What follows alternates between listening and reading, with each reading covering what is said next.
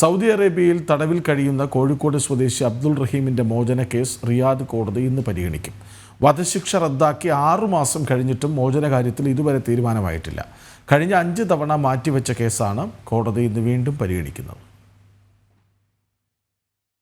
Saudi സ്വദേശിയായ 15 വയസ്സുകാരന്റെ മരണവുമായി ബന്ധപ്പെട്ട് 2026 ഡിസംബർ 26-നാണ് റഹീം ജയിലിൽ അടയ്ക്കപ്പെട്ടത്. 18 വർഷമായി ജയിലിൽ കഴിയുകയാണ്. 34 കോടി രൂപ ദയാവധം നൽകിയതിനെ തുടർന്ന് കുട്ടിയുടെ കുടുംബം റഹീമിന് മാപ്പ് നൽകിയിരുന്നു. തുടർന്ന് കഴിഞ്ഞ ജൂലൈ 2-ന് വധശിക്ഷ കോടതി റദ്ദാക്കിയെങ്കിലും മോചനം നീളുകയാണ്.